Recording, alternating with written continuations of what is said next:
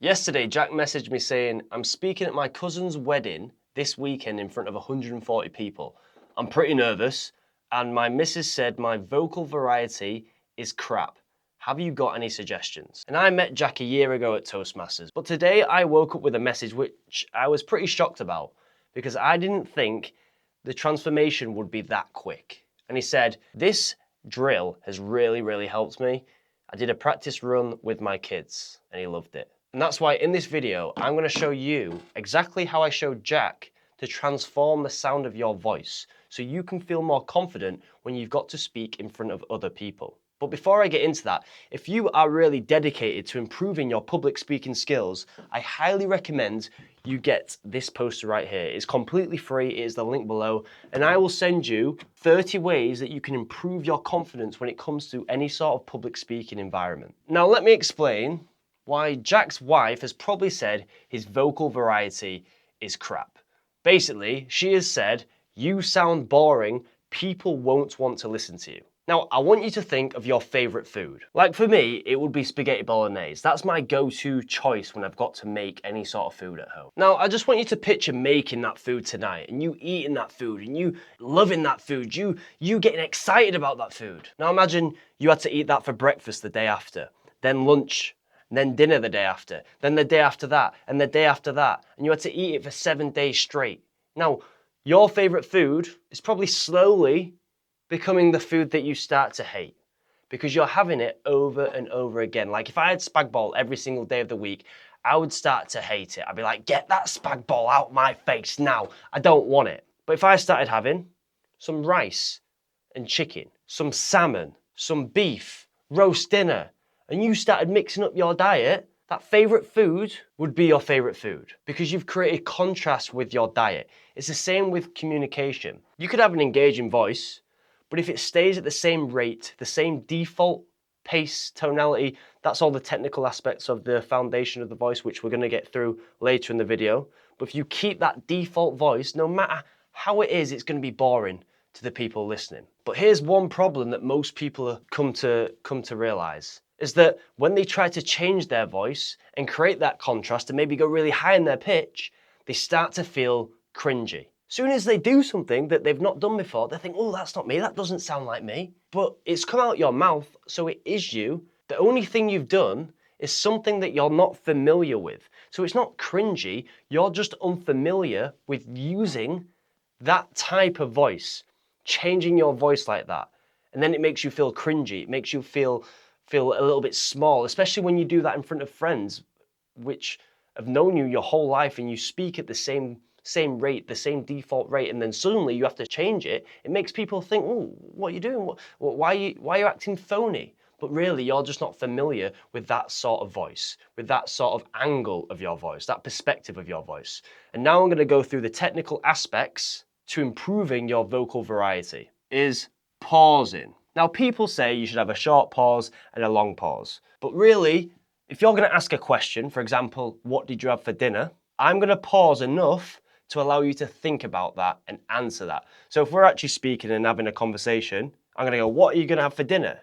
And you're going to say, oh, I'm going to have salmon. You see how that took probably 2 to 3 seconds? That's how long I'm going to pause. But with the pauses, sometimes you can add a little bit extra on to make them think even more. Going on to the next one, and that is your pitch. Now with the pitch, you can have a high pitch or you can have a low pitch. Think about it at the end of your sentences. When you ask a question, you go like this. What are you doing today? You put the pitch up. But if you're stating something or saying a sentence, you're going to put the pitch down. So that's how you use pitch. Then we've got pace. You could speak really fast like this and really try and speed up the tempo of what you're saying to build up that momentum. Or you can speak really slowly. Because you see now, you think what I'm going to say has real importance, but really, it has nothing.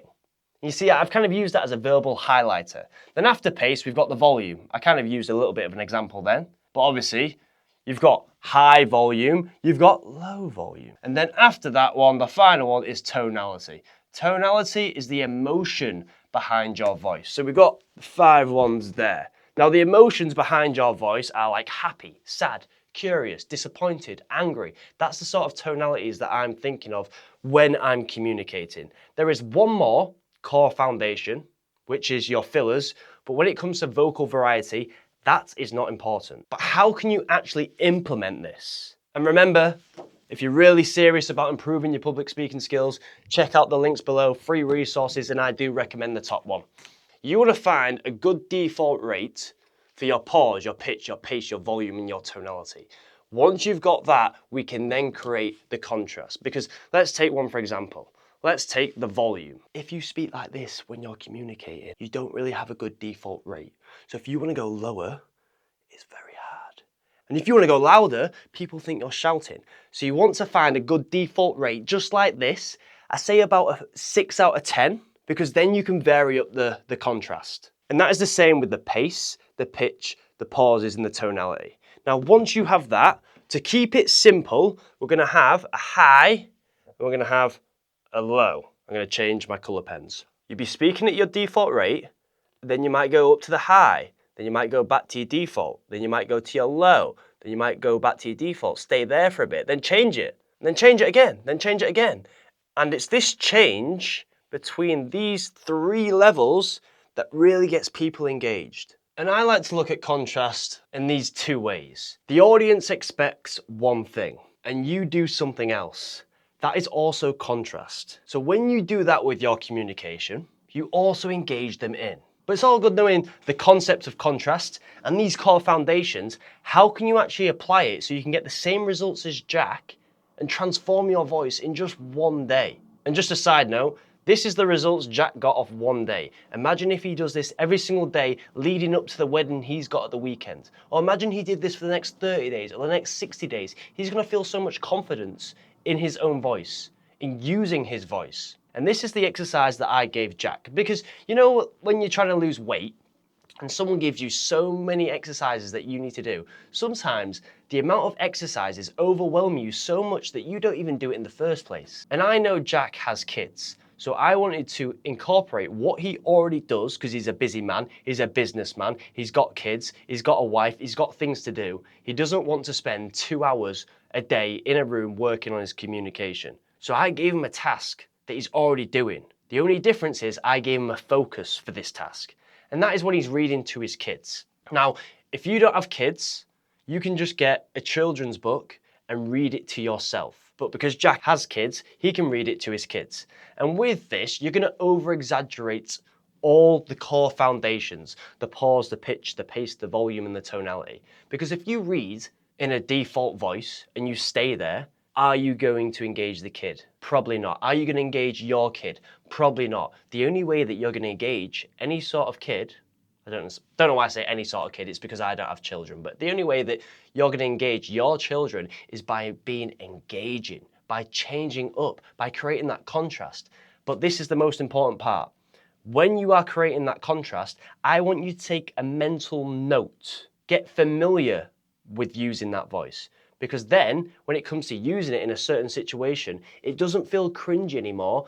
It doesn't feel unfamiliar. It feels familiar because you've been doing and using that sort of voice with your child. So let's pick one. Let's say you pick tonality. So you're gonna work on sounding happy, sad, disappointed, curious, angry, shocked, whilst you're reading that book. Pick one core foundation per night. And that's really how you're gonna transform how you communicate, how you sound, by literally over-exaggerating it. The only way that you will get better at using the variety in your speech is by over-exaggerating these movements. When I was fighting, I'd always get caught with an overhand right, because when I was throwing a jab, my shoulder was down. So I went on the bag a few times.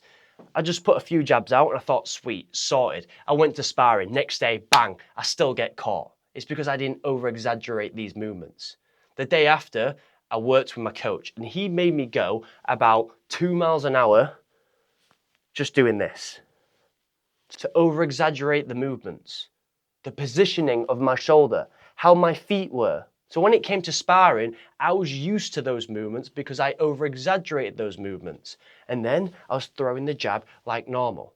Because whatever you over-exaggerate, when it comes to giving and demonstrating those techniques in real life, you won't do it at that same level. Maybe you over-exaggerate down here. what it will actually be like when you do it in real time or in a real life situation. For Jack, it's at his wedding, it'll be down here. So in order to even increase how you're using vocal variety, you have to over exaggerate that at first. And like I said, if you're serious about improving your public speaking skills, check out that first link below. And even after going through this whole video and watching this, you still may feel awkward. And if that's the case, you should watch this video.